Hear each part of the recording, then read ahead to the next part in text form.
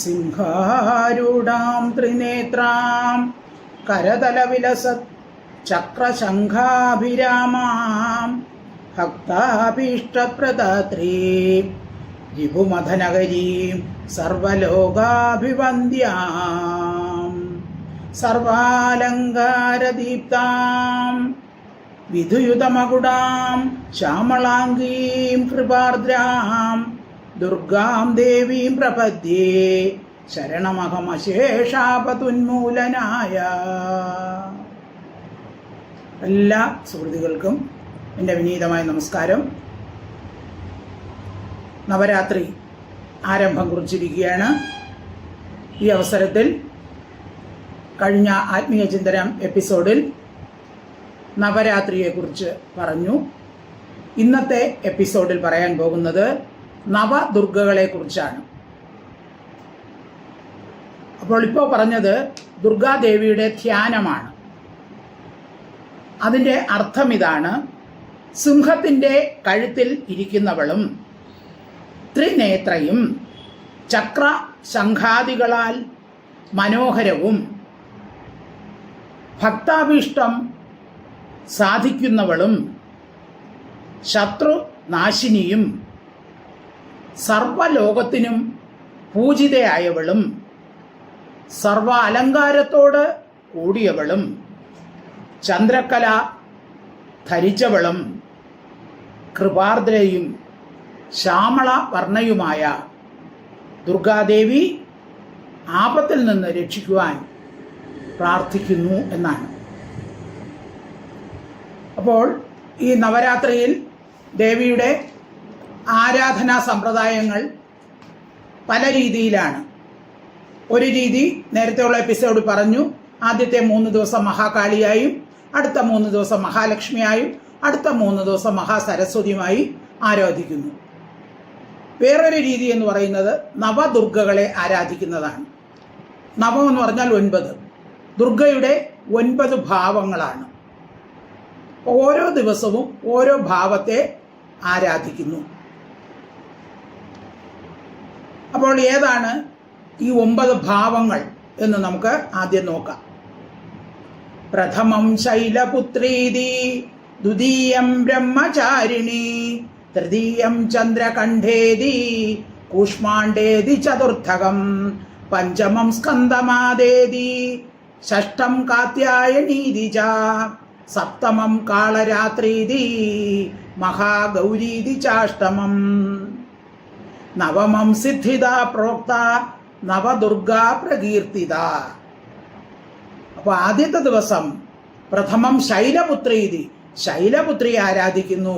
രണ്ടാമത്തെ ദ്വിതീയം ബ്രഹ്മചാരിണി, തൃതീയം 3-ാമത്തെ ദിവസം ചന്ദ്രകണ്ഠ, കൂഷ്മാണ്ഡേതി ചതുർത്ഥകം 4-ാമത്തെ ദിവസം കൂഷ്മാണ്ഡ, പഞ്ചമം സ്കന്ദമാദേതി 5-ാമത്തെ ദിവസം സ്കന്ദമാതയെ, 6-ാമത്തെ ദിവസം ഷഷ്ടം കാത്യായനീതിജ 6-ാമത്തെ ദിവസം കാത്യായനി ദേവിയെ, സപ്തമം കാളരാത്രീതി 7-ാമത്തെ ദിവസം കാളരാത്രിയെ, മഹാഗൗരീതി ച അഷ്ടമം 8-ാമത്തെ ദിവസം മഹാഗൗരിയെ, നവമം സിദ്ധിത പ്രോക്ത, നവദുർഗാ പ്രകീർത്തിത.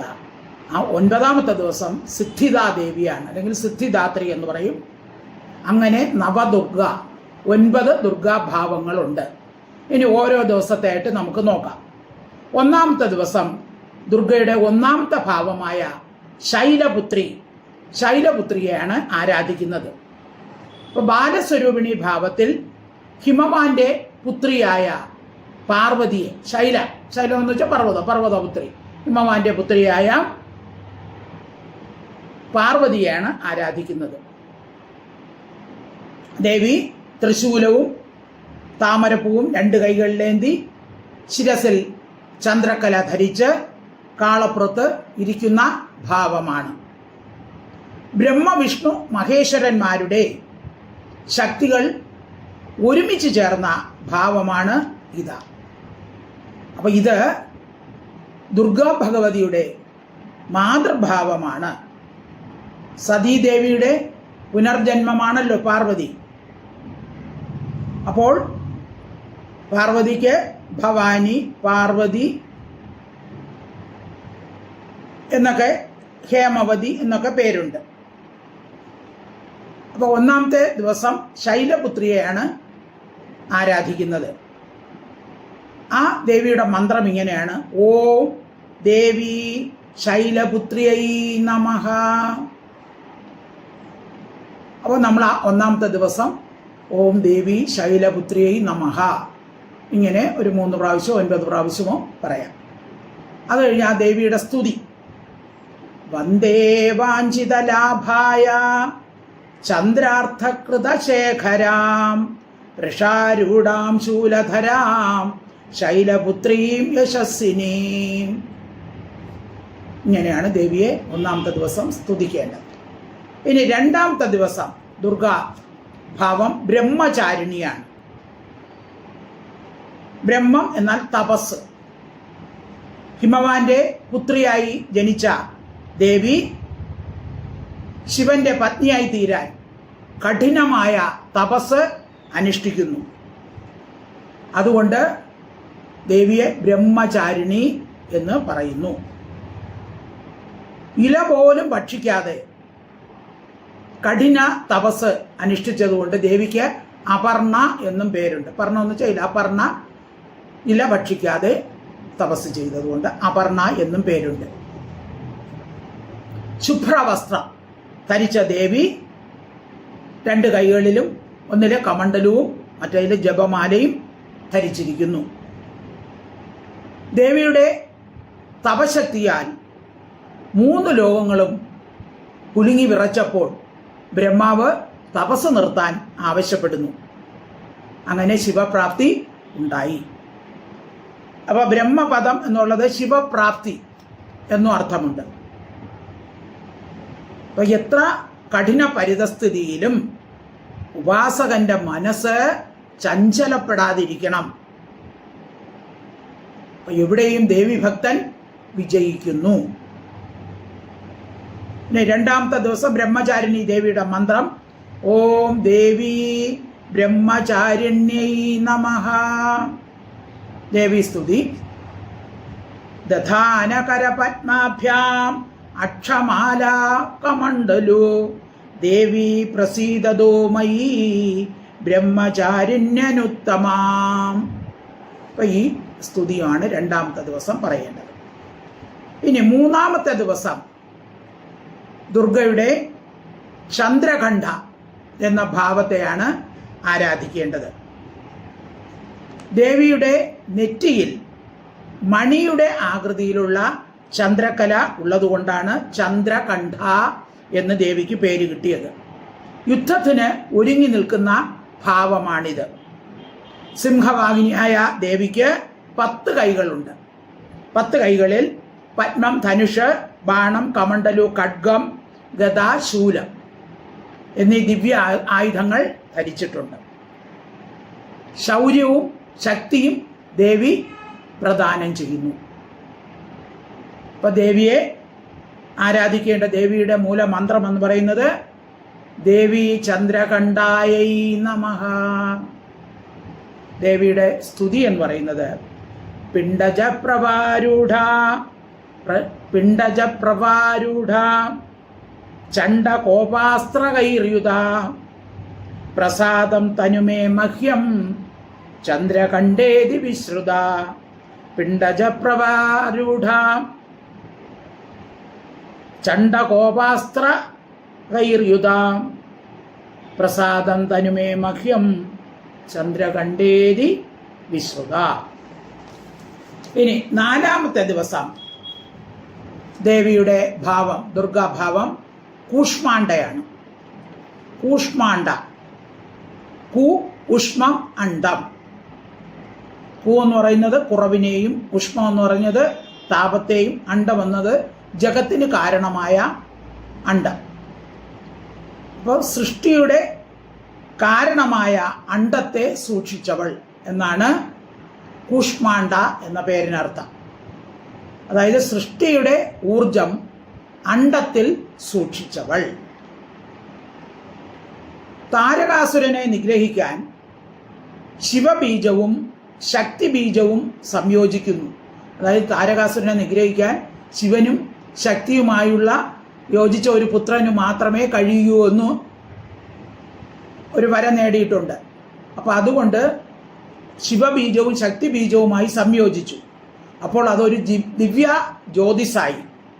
അതിൻ്റെ ചൂട് ഭൂമിക്ക് താങ്ങാനായില്ല. അപ്പോൾ ഉമ എന്ത് ചെയ്തു? ആ ഊർജത്തെ തന്നിലേക്ക് ഉൾക്കൊണ്ടു. ദേവിയുടെ ആത്യന്തിക ഊർജം കൊണ്ട് ലോകം മുഴുവനും പ്രകാശിക്കുന്നു. ഈ ദേവി സൂര്യമണ്ഡലത്തിലാണ് സ്ഥിതി ചെയ്യുന്നത്. സൂര്യനെ നിയന്ത്രിക്കുന്ന ദേവതയാണ്. അപ്പോൾ ലോകത്തിലെ താപത്തെ മുഴുവനും തൻ്റെ ഉദരത്തിൽ വഹിച്ചിരിക്കുന്ന ദേവിയാണ്. പാർവതി മഹേശ്വരനുമായുള്ള വിവാഹശേഷം ശിവശക്തി ഭാവത്തിലായ ഉള്ള ഉമയാണ് കൂഷ്മാണ്ഡ. 8 കൈകളുണ്ട്. കമണ്ഡലു, വില്ല്, അസ്ത്രം, താമര, അമൃതകുംഭം, ചക്രം, ഗദ, ജപമാല ഇവ ധരിച്ചിരിക്കുന്നു. സിംഹമാണ് വാഹനം. ദേവിയുടെ മന്ത്രം ഓം കൂഷ്മാണ്ഡായൈ നമഃ. സ്തുതി സുരാസമ്പൂർണ കലശം രുദ്രാപ്ലുതമേവ ച ദധാന ഹസ്തപത്മാഭ്യാം കൂഷ്മാണ്ഡ ശുഭദാസ്തു മേ. ഇനി 5-ാമത്തെ ദിവസം. 5-ാമത്തെ ദിവസം ദുർഗാ ദേവിയുടെ ആ ഭാവം എന്ന് പറയുന്നത് സ്കന്ധമാതാഭാവമാണ്. സ്കന്ദൻ എന്ന് പറഞ്ഞാൽ കാർത്തികേയൻ. കാർത്തികേയന്റെ മാതാവായതുകൊണ്ടാണ് സ്കന്ധമാതാ എന്ന ആ ദേവീഭാവത്തെ പറയുന്നത്. ഇപ്പോൾ ദേവിക്ക് 4 കൈകളുണ്ട്. 2 എണ്ണത്തിൽ താമരപ്പൂ, 1 കൈയിൽ വരമുദ്ര, 1 കൈ കൊണ്ട് മടിയിലിരിക്കുന്ന ബാലമുരുകനെ വാത്സല്യപൂർവം തഴുകുന്നു. സ്കന്ധമാതാവിനെ പൂജിക്കുന്നതിലൂടെ സുബ്രഹ്മണ്യന്റെ അനുഗ്രഹവും ഉണ്ടാകുന്നു. ചൊവ്വാദോഷം നീങ്ങുന്നതിന് നല്ലതാണ് ഈ ദേവീഭാവത്തെ ആരാധിക്കുന്നത്. അപ്പോൾ കഠിനാധ്വാനം ചെയ്യാനുള്ള മനസ്സും ശക്തിയും ഈ ദേവീഭാവത്തെ ആരാധിക്കുന്നതിലൂടെ നമുക്ക് കിട്ടുന്നു. ആ ദേവിയുടെ മൂലമന്ത്രം എന്ന് പറയുന്നത് ഓം സ്കന്ദമാതായൈ നമഃ. സ്തുതി എന്ന് പറയുന്നത് സിംഹാസനാഗത നിത്യം പത്മാശ്രിത കരദ്വയ ശുഭദാസ്തു സദാ ദേവി സ്കന്ദമാതായ ശസ്വിനി. ഇനി 6-ാമത്തെ ദിവസം ദുർഗയുടെ കാത്യായനി ഭാവമാണ്. കാത്യൻ എന്ന മുനി തനിക്ക് പരാശക്തി പുത്രിയായി ജനിക്കണം എന്ന് ആഗ്രഹിച്ചുകൊണ്ട് തപസ് ചെയ്തു. അങ്ങനെ ദേവി കാത്യായനന്റെ പുത്രിയായി അവതരിച്ച്, അപ്പോൾ അതുകൊണ്ടാണ് ദേവിക്ക് കാത്യായനി എന്ന് പേര് കിട്ടിയത്. വിശുദ്ധിയിലേക്ക് പ്രയാണം ചെയ്യുന്നവൾ എന്നാണ് കാത്യായനിയുടെ അർത്ഥം. ഈ കാത്യായനി ഭാവത്തിലാണ് ചണ്ഡികാദേവി മഹിഷാസുരനെ വധിച്ചത്. ആ സമയത്ത് ദേവി ലക്ഷ്മിയും ദേവി സരസ്വതിയും പാർവതിയും ലയിച്ചു. ഒരു ശക്തിയായി മാറി ആദിപരാശക്തിയായി മഹിഷാസുര മർദിനിയായി. ദേവി സിംഹവാഹിനിയാണ്. 4 കൈകളിൽ പുഷ്പം, വാൾ, അഭയ, വര, മുദ്രകൾ എന്നിവ ധരിച്ചിരിക്കുന്നു. തിന്മയുടെ മേൽ നന്മയുടെ വിജയം. അജ്ഞാനത്തിൽ നിന്ന് ജ്ഞാനം നേടുന്ന വിജയം. അതാണ് 6-ാം ദിവസത്തെ പൂജയിൽ നാം ദർശിക്കുന്നത്. കന്യകമാർ കാത്യായനി വ്രതം അനുഷ്ഠിച്ചാൽ വിവാഹ ഭാഗ്യവും ദീർഘ മംഗല്യഭാഗ്യവും സിദ്ധിക്കും. ദേവിയുടെ മന്ത്രം ഓം കാത്യായന്യൈ നമഃ. സ്തുതി ചന്ദ്രഹാസോജ്വലകര ശാർദൂലവരവാഹന കാത്യായനി ശുഭം ദദ്യാ ദേവി ദാനവ ഖാദിനി. ഇനി 7-ാമത്തെ ദിവസം. 7-ാമത്തെ ദിവസം ദുർഗാദേവിയുടെ കാളരാത്രി അല്ലെങ്കിൽ ഭദ്രകാളി ഭാവമാണ്. കേരളത്തിൽ ദാരികാവധം നടത്തിയ ഭദ്രകാളിക്ക് പ്രാധാന്യം കൊടുത്ത് ആരാധിക്കുന്നു. ദാരികനെ വധം നടത്തിയ ഭദ്രകാളിക്കാണ് പ്രാധാന്യം കൊടുക്കുന്നത്. ഈ ദേവീരൂപം ഉണ്ടായത് ചണ്ഡമുണ്ട വധത്തിനായി ഇതാണ്. അപ്പോൾ അതുകൊണ്ട് അത്യന്തം വികൃതവും ഘോരവുമായ ദേവീരൂപമാണ്. ദുർഗയുടെ രൗദ്രരൂപമാണ്. തൃക്കണ്ണിൽ നിന്നും പ്രകാശിക്കുന്ന അഗ്നി. ദേവിയുടെ വാഹനം ഗർദഭമാണ്, കഴുതയാണ്. 4 കൈകളിൽ വരമുദ്ര, അഭയമുദ്ര, വാൾ, ദിവ്യായുധം ഇവ ധരിച്ചിരിക്കുന്നു. ഗർദഭവാഹിനിയായ ദേവിയുടെ രൂപം കണ്ട് ചണ്ഡമുണ്ടന്മാർ പരവശരായി അലറി വിളിച്ചു. അപ്പോൾ രക്തബീജന്റെ രക്തം ഊറ്റിക്കുടിച്ചതും ചണ്ഡമുണ്ടന്മാരെ വധിച്ചതും ശുംഭനിശുംഭന്മാരെ വധിച്ചതും ദേവിയുടെ ഈ രൂപമാണ് കാളരാത്രി രൂപം. കാളരാത്രി അല്ലെങ്കിൽ ഭദ്രകാളി രൂപം എന്ന് പറയും. പക്ഷേ ദേവി ദുഷ്ടന്മാരെ വധിക്കുമെങ്കിലും ഭക്തരെ എല്ലാവിധ ആപത്തിൽ നിന്നും ദേവി സംരക്ഷിക്കുന്നു. ഭദ്രം ദദാതീതി ഭദ്രകാളി എന്നാണ്. നമുക്ക് ഭദ്രത്തെ, ശുഭത്തെ നൽകുന്നവളാണ് ഭദ്രകാളി. കരുണയോടുകൂടി ഭക്തന്മാരെ ദേവി എല്ലായ്പ്പോഴും സംരക്ഷിക്കുന്നു. അതുകൊണ്ട് ദേവിക്ക് കരുണാദേവി, ശുഭകാരി എന്നൊക്കെ പേരുണ്ട്. ശിവൻ ആയുസ് നൽകുമ്പോൾ പാർവതി ശക്തി പ്രദാനം ചെയ്യുന്നു. ശിവശക്തിയായുക്തോ എന്നാണല്ലോ സൗന്ദര്യലഹരി തുടങ്ങുന്നത്.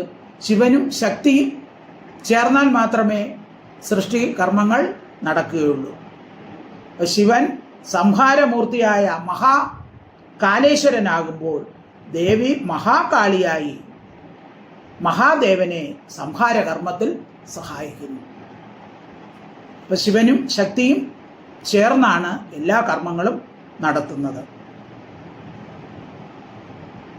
ദേവിയുടെ മന്ത്രം എന്ന് പറയുന്നത് ഓം ദേവി കാളരാത്രിയൈ നമഃ.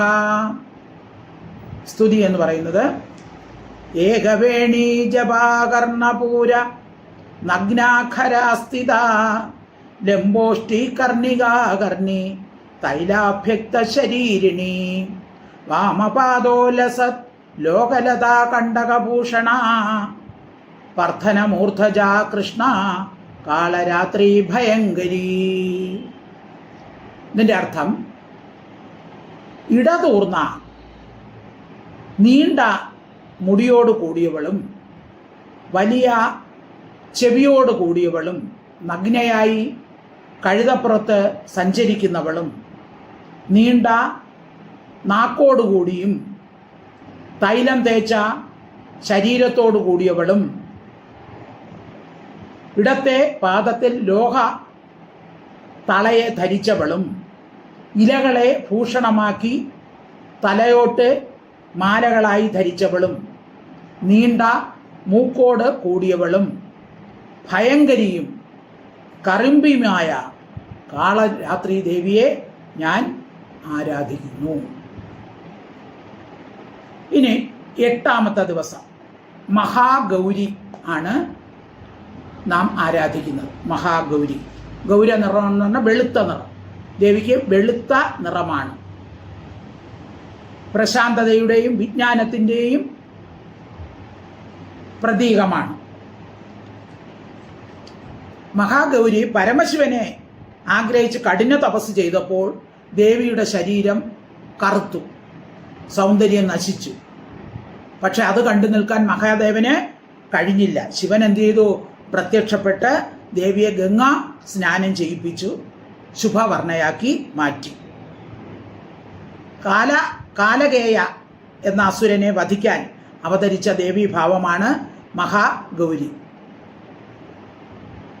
വെളുത്ത കാളപ്പുറത്ത് ഏറിയവളും വെളുത്ത പട്ടുവസ്ത്രം ധരിച്ചവളും വെള്ളി ആഭരണങ്ങൾ ധരിച്ചവളും വെളുത്ത പൂമാല ധരിച്ചവളും 4 കൈകളിൽ അഭയവരമുദ്രകൾ, ശൂലം, ഡമരു എന്നിവ ധരിച്ചവളുമാണ് മഹാഗൗരി. രാഹുമണ്ഡലവും ചന്ദ്രമണ്ഡലവും നിയന്ത്രിക്കുന്നത് ഈ ദേവിയാണ്. കൗശികി ദേവിയുടെ അവതാരമാണ്. ദേവി ഭക്തരുടെ കാമനകൾ പൂർത്തീകരിക്കുന്നു. ദേവിയുടെ മന്ത്രം എന്ന് പറയുന്നത് ഓം മഹാഗൗരി നമഃ. സ്തുതി എന്ന് പറയുന്നത് ശേതേ വൃഷസമാരൂഢ ശ്വേതാംബരധരാ ശുചി മഹാഗൗരി ശുഭം ദദ്യാൻ മഹാദേവ പ്രമോദിതാം. ഇനി 9ാമത്തെ ദിവസം സിദ്ധിദ അല്ലെങ്കിൽ സിദ്ധിദാത്രിയാണ് ആരാധിക്കേണ്ടത്. താമരപ്പൂവിൽ കുടികൊള്ളുന്ന ഈ ദേവി മഹാലക്ഷ്മിയായി സങ്കല്പിക്കുന്നു. സർവദാ ആനന്ദകാരിയായ സിദ്ധിദാത്രി തൻ്റെ ഭക്തർക്ക് സർവസിദ്ധികളും ഐശ്വര്യങ്ങളും പ്രദാനം ചെയ്യുന്നു. വാഹനം സിംഹമാണ്. 4 കൈകളിൽ ശംഖ, ചക്ര, ഗദ, പങ്കജം ഇവ ധരിച്ചിരിക്കുന്നു. ദേവിയുടെ മന്ത്രം ഓം സിദ്ധിദാത്രിയൈ നമഃ. സ്തുതി സിദ്ധഗന്ധർവയക്ഷാദ്യൈർ അസുരൈരമരൈരവി സേവ്യമാന സദാ ഭൂയാത് സിദ്ധിദാ സിദ്ധിദായിനി.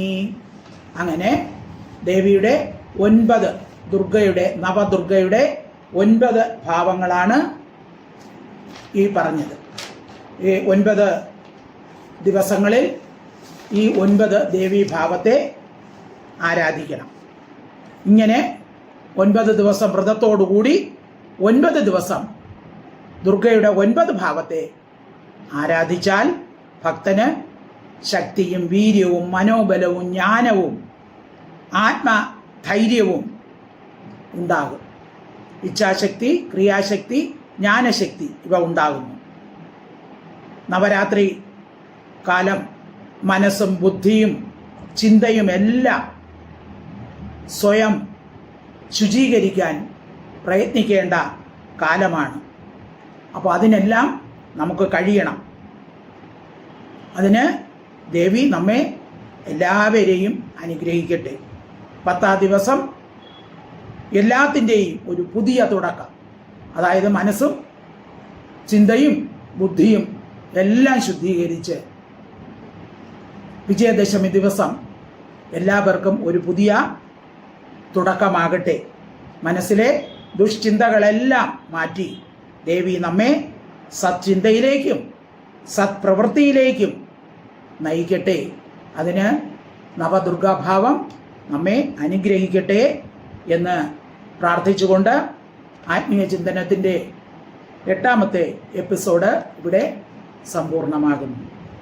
സകല കലാദേവതേ സരസ്വതി ദേവി പരമരുളൂ ഇന്നിവിടെ നിന്റെ ദാസരിൽ. പണ്ഡിതരല്ല ഞങ്ങൾ പാമരരാണല്ലോ, പണ്ടരി നിന്റെ കയ്യിലെ പാവകൾ മാത്രം. പണ്ടരി നിന്റെ കയ്യിലെ പാവകൾ മാത്രം. ഓം ശ്രീ മഹാദേവി നമഃ.